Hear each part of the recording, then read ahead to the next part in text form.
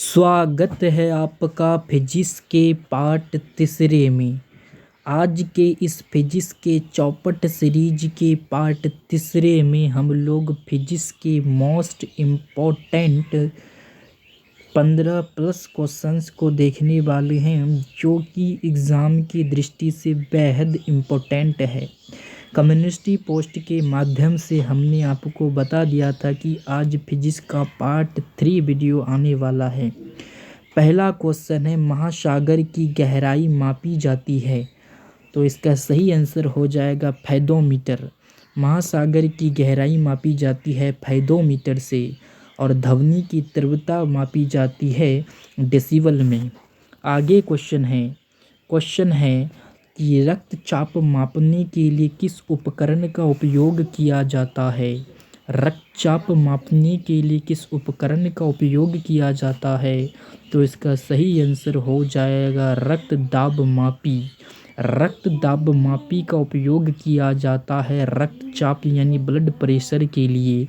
आगे क्वेश्चन है कि सूर्य की परावैंगनी किरणें किस परत के कारण पृथ्वी तक नहीं पहुंच पाती। जो सूर्य की जो परावैंगनी किरणें होती हैं, वो किस परत के कारण पृथ्वी तक नहीं पहुंच पाती है। तो आपको बता दें कि जो परावैंगनी किरणें होती हैं, वो जीव जंतुओं के लिए बहुत ही हानिकारक होती है।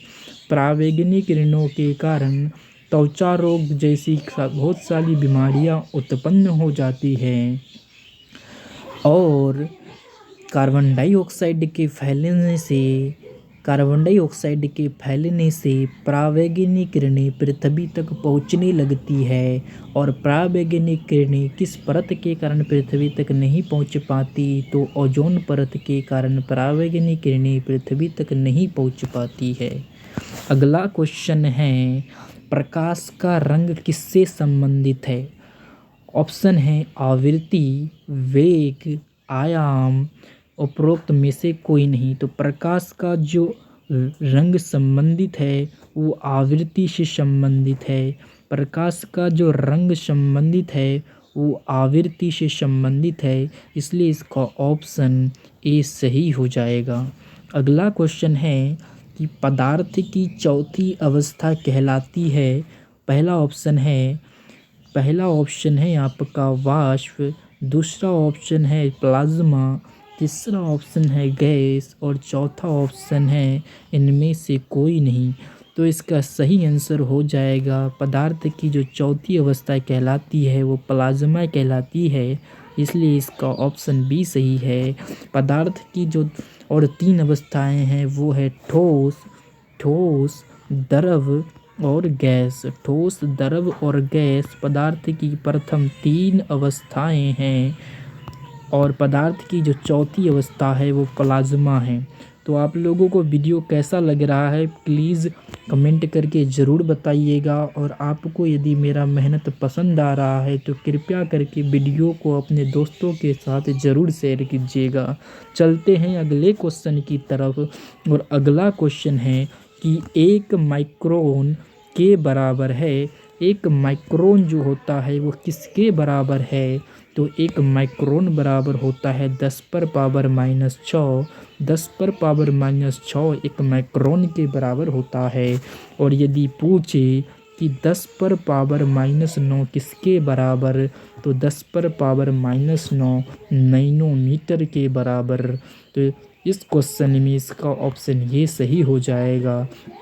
अगला क्वेश्चन की तरफ चलते हैं बिना समय गवाए, और अगला क्वेश्चन आप लोगों के स्क्रीन के सामने है।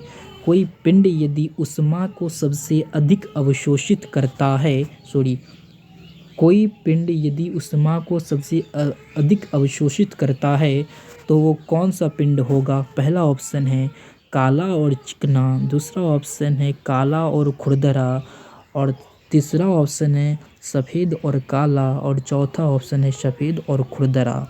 तो कोई पिंड यदि ऊष्मा को सबसे अधिक अवशोषित करता है तो वो होगा काला और खुरदरा। काला और खुरदरा जो होता है ऊष्मा को सबसे अधिक अवशोषित करता है। इसी कारण जो दीवार जो है ना, दीवार पर सफ़ेद रंग का पेंट चढ़ाया जाता है। अगला क्वेश्चन है आप लोगों के सामने कि प्रिज्म से गुजरने पर किस रंग का प्रकाश अधिकतम विचलन करता है। प्रिज्म से गुजरने पर किस रंग का प्रकाश अधिकतम विचलन करता है।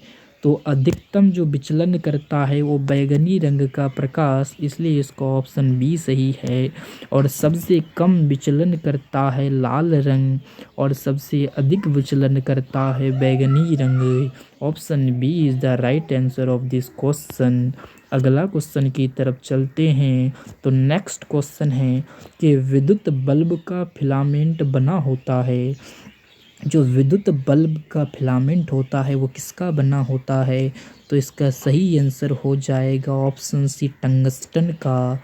विद्युत बल्ब का फिलामेंट टंगस्टन का बना होता है। आगे चलते हैं। आगे क्वेश्चन है कि डायोप्टर डैश की इकाई है। तो डायोप्टर किसकी इकाई है। तो आपको बताना है। पहला ऑप्शन है आप लोगों के सामने लेंस की शक्ति, लेंस की फोकस लंबाई, प्रकाश की तीव्रता, ध्वनि की तीव्रता। तो डायोप्टर इकाई है लेंस की शक्ति की, इसलिए इसका ऑप्शन सी ए सही हो जाएगा। इसलिए इसका ऑप्शन ए सही हो जाएगा। और F बराबर होता है 1/1/d। आगे क्वेश्चन है सामान्य नेत्र की रेटिना पर बनने वाला प्रतिबिंब होता है। हम लोगों के जो नेत्र पर, आँख पर जो रेटिना पर जो प्रतिबिंब बनता है वो किस तरह का बनता है।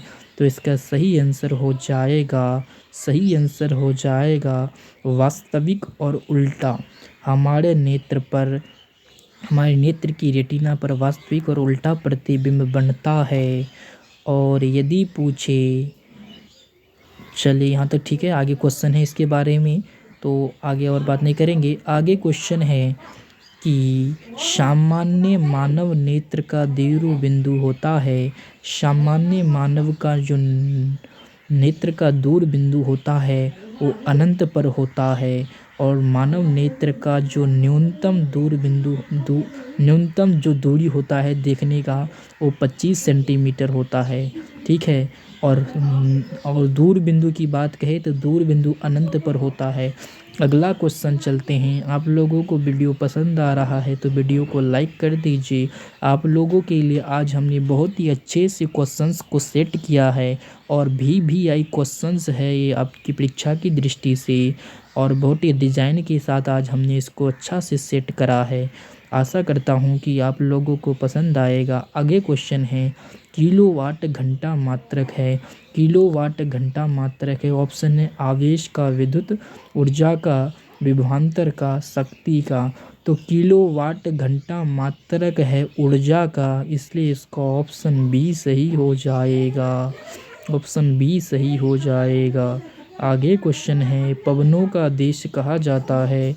फटाफट देख लेते हैं पवनों का देश किसे कहा जाता है।